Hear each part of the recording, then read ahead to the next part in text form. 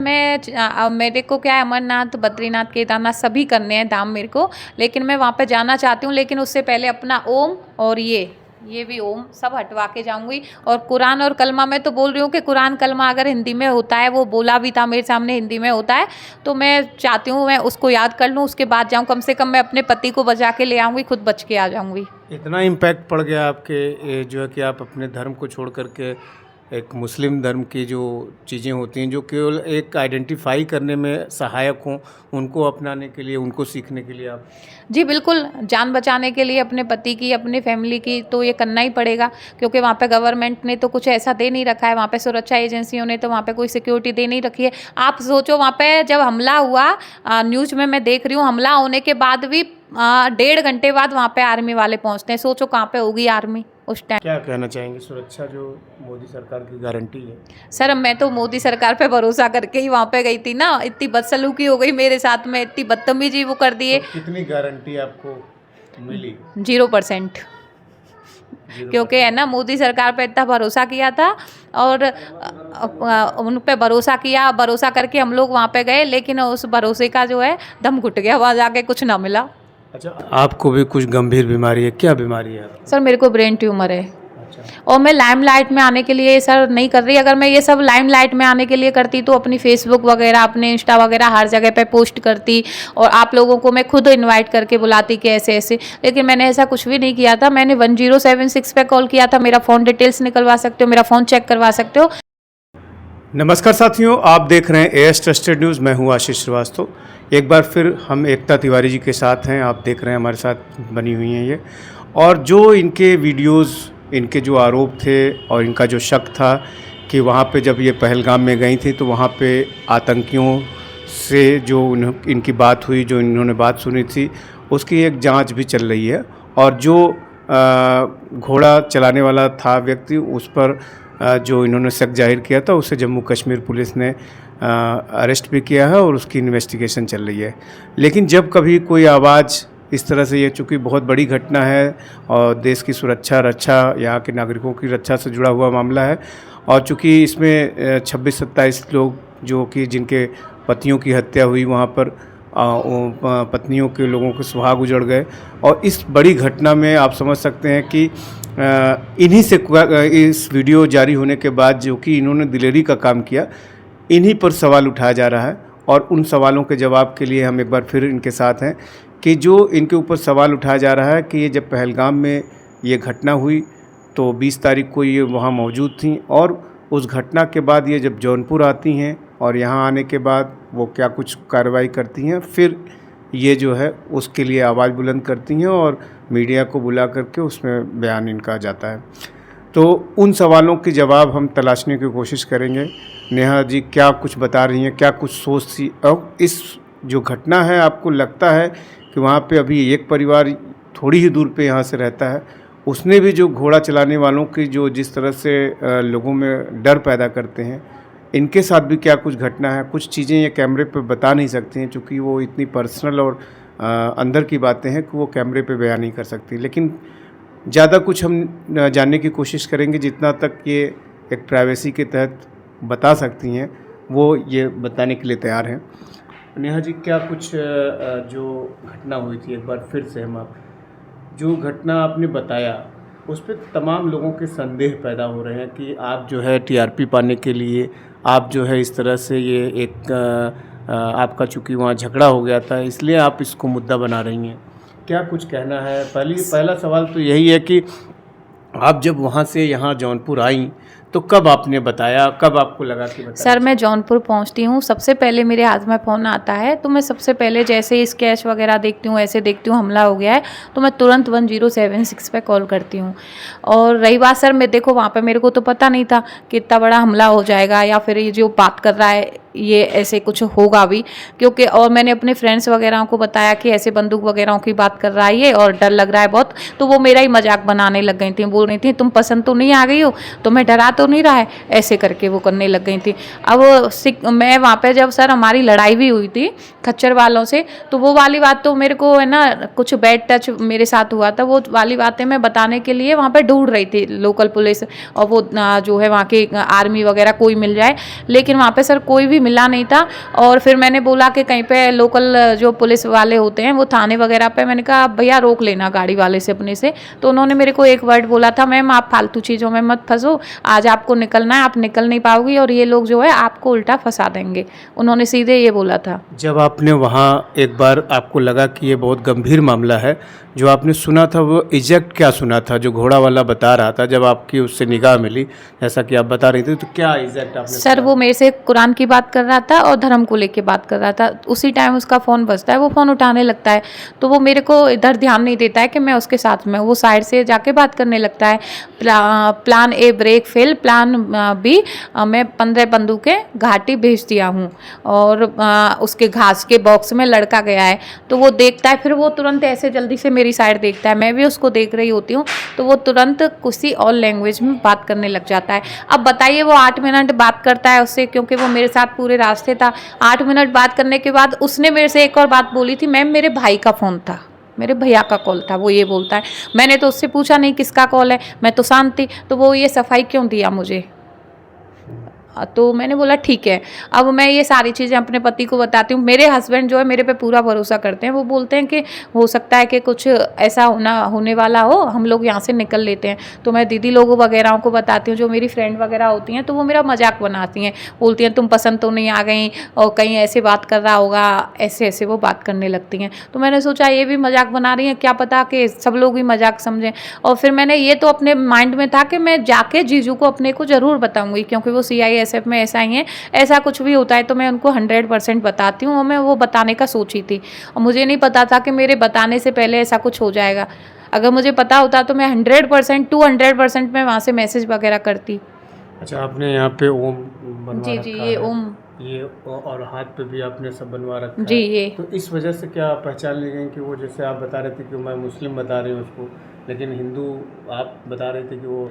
मैंने सर अपना हिंदू ही हमेशा से बताया कि मैं हिंदू ही हूँ, और मेरे भाई भी हिंदू हैं, क्योंकि वो रुद्राक्ष पहने हुए थे, किसी के हाथ में कलाया है, किसी के वो में, और किसी के वो ये, और मेरे पति जो हैं वो ओम वाली रिंग पहने हुए हैं, तो उनको तो कोई भी अंधा भी पहचान लेगा कि हिंदू हैं। लेकिन जो मेरे साथ थे वो, मैं आपको फ़ोटो शेयर कर सकती हूँ, जो सब जीन्स टॉप में थे और कुर्ता वगैरह पहना हुआ था, तो उनको आप नहीं पहचान सकते। कोई भी ज़्यादातर सिंदूर वगैरह नहीं लगाते हैं, और मैं भी सिंदूर उस टाइम पे नहीं लगाई थी। मैं जिस दिन पूजा करती हूँ फ्राइडे को, उस दिन ही सिंदूर लगाती हूँ मैं भी।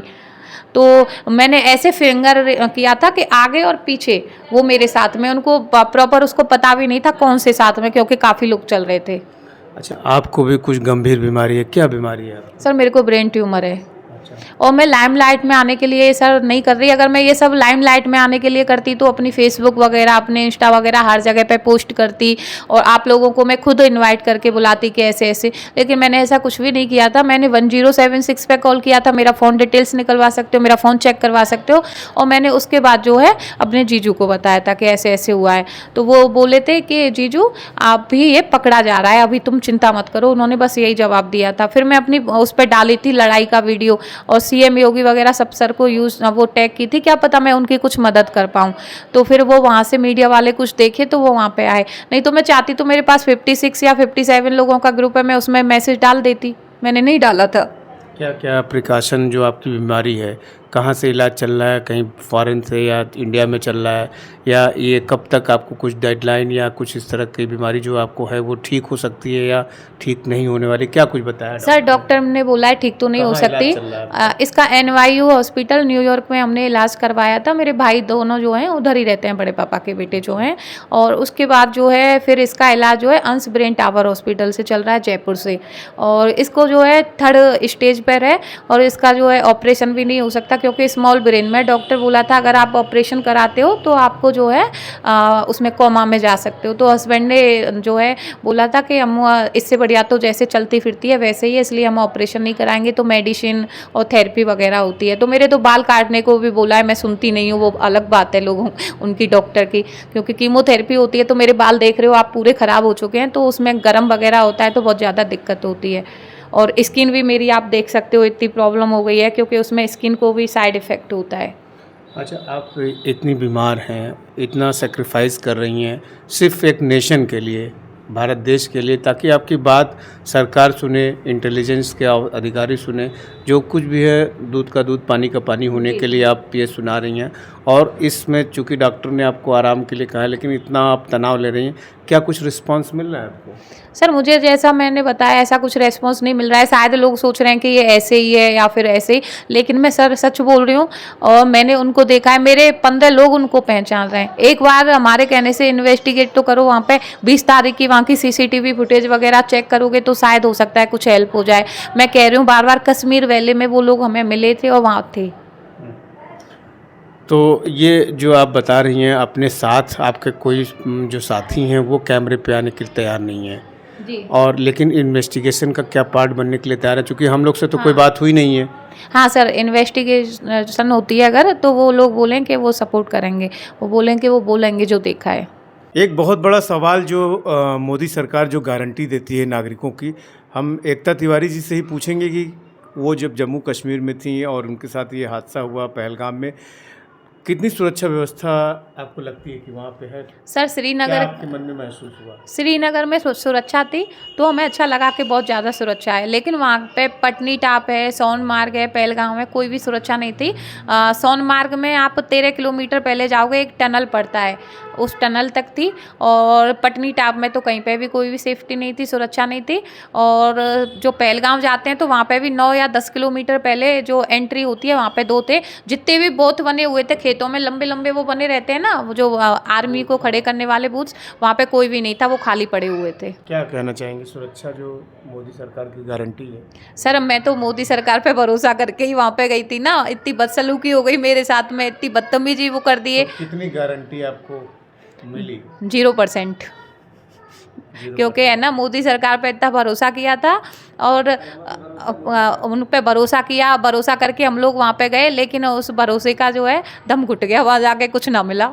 अच्छा, आप जो टैटू बनवाई हैं ओम का और अपने हाथ पे भी बनवाई हैं, उसको मिटा करके आप पहलगाम यात्रा जो वहाँ पे अमरनाथ यात्रा है उसमें जाने की बात कर रही हैं, कलमा और कुरान पढ़ने की बात कर रही हैं, क्या है ये आपका? सर मेरे को क्या है, अमरनाथ, बद्रीनाथ, केदारनाथ सभी करने हैं धाम मेरे को, लेकिन मैं वहाँ पे जाना चाहती हूँ। लेकिन उससे पहले अपना ओम और ये भी ओम सब हटवा के जाऊंगी। और कुरान और कलमा मैं तो बोल रही हूँ कि कुरान कलमा अगर हिंदी में होता है, वो बोला भी था मेरे सामने हिंदी में होता है, तो मैं चाहती हूँ मैं उसको याद कर लूँ, उसके बाद जाऊँ। कम से कम मैं अपने पति को बचा के ले आऊँगी, खुद बच के आ जाऊँगी। इतना इम्पैक्ट पड़ गया आपके ये जो है कि आप अपने धर्म को छोड़ करके एक मुस्लिम धर्म की जो चीज़ें होती हैं जो केवल एक आइडेंटिफाई करने में सहायक हों, उनको अपनाने के लिए, उनको सीखने के लिए आप? जी बिल्कुल, जान बचाने के लिए अपने पति की, अपनी फैमिली की तो ये करना ही पड़ेगा, क्योंकि वहाँ पे गवर्नमेंट ने तो कुछ ऐसा दे नहीं रखा है, वहाँ पे सुरक्षा एजेंसियों ने तो वहाँ पे कोई सिक्योरिटी दे नहीं रखी है। आप सोचो वहाँ पे जब हमला हुआ, न्यूज़ में मैं देख रही हूँ, हमला होने के बाद भी 1.5 घंटे बाद वहाँ पे आर्मी वाले पहुँचते हैं। सोचो कहाँ पे होगी आर्मी उस टाइम पे। तो ये जो सुरक्षा सुरक्षा कर्मी की जो गारंटी वाली बात है, ये बिल्कुल भी गले नहीं उतर रही है बिल्कुल भी गले नहीं उतर रही है, बिल्कुल भी नहीं था। शायद है ना ओवर कॉन्फिडेंस हो गया था गवर्नमेंट सरकार को। जी जी तो फिर से रिव्यू करना चाहिए सरकार को। हाँ जी बिल्कुल। आपको पता है इतना सेंसिटिव एरिया है तो वहाँ पे पहले से आपको है ना सुरक्षा और वो ज़्यादा ध्यान देना चाहिए था, लेकिन इतनी कैसे ओवर कॉन्फिडेंस में आ गए। आपको पता है कि आगे वाला देश हमारा पाकिस्तान देश कैसा है कि कभी भी हमला कर देता है, कुछ भी लोगों को बेच देता है। तो हम ऐसा सेंसिटिव एरिया है तो वहाँ पे पहले से सुरक्षा रखनी चाहिए कि ये कि कोई भी सुरक्षा नहीं है। वहाँ पे गोलियाँ चल जाती हैं, कुछ बोल रहे हैं 2 किलोमीटर पे थे, 2 किलोमीटर 6 किलोमीटर पे तो नीचे से स्टार्टिंग होती है, 2 किलोमीटर पे कहाँ थे आप लोग? ट्रबुल आपको तो कश्मीरियों ने दिया जो मुस्लिम समाज से ही आते हैं और मुस्लिम बाहुल क्षेत्र है, तो क्या करना चाहिए गवर्नमेंट को? एक बार वहाँ की जो लोकल फैसिलिटी है उनको भी रिव्यू करने की ज़रूरत है। बिल्कुल बिल्कुल।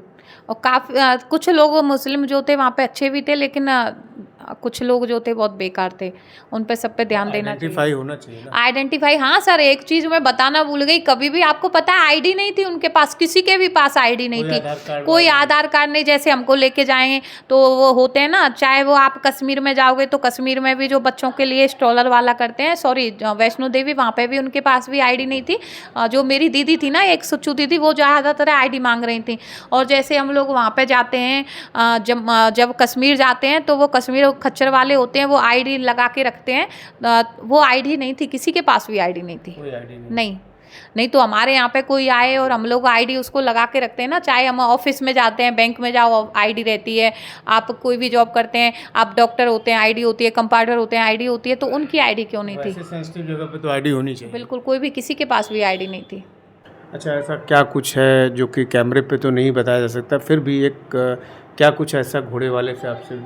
सर वो मैं लेडी जो हूँ, मेरे को उस तरह से टच किया गया है, तो वो मैं चाहती हूँ कि कोई वुमेन्स या कोई आती है तो मैं उनको बताती हूँ, क्योंकि अगर यहाँ पे तो मैं अपने देश के लिए सोच रही हूँ कि क्या पता कुछ सुरक्षा एजेंसियों के लिए सोच के बाहर आई थी कि क्या पता कुछ हेल्प हो जाए, उनकी हेल्प कर दूँ, लेकिन मेरे को नहीं पता था इतनी प्रॉब्लम हो जाएगी। नहीं तो मैं भी अपने साथियों की तरह अपना नहीं बोलती, अपना शांत रहती, सारे जितनी भी सुनी थी उन बातों को अवॉइड कर देती, लेकिन मैंने सोचा था कुछ हेल्प हो जाए, मैं उसको देख के आगे आई। अब भी मेरे को यही लग रहा है अगर मैं सारी बातें क्लियर करती हूँ तो फिर भी आप लाइमलाइट में आने के लिए कर रही है ये सारी बातें बोलोगे। ऐसा कोई लाइमलाइट में आने का आपका उद्देश्य नहीं है? मेरा सर कभी से भी नहीं रहा है, मैं जो हूँ उसमें बहुत खुश हूँ, और मैं जो है अच्छी फैमिली से बिलोंग करती हूँ, मेरे ससुराल वाले अच्छी फैमिली से बिलोंग करते हैं, उनको ये चीज़ें पसंद भी नहीं है, मुझे भी ये चीज़ें पसंद नहीं है, क्योंकि मैं शांति चाहती हूँ। अभी मेरे को मेडिसिन वगैरह लेनी होती है, प्रॉपर रेस्ट चाहिए होता है, खाने वगैरह का प्रॉपर ध्यान रखना होता है, तो मैं अभी उसी पर ध्यान दे रही हूँ। अगर मेरे को ऐसा कुछ होता तो मैं अपनी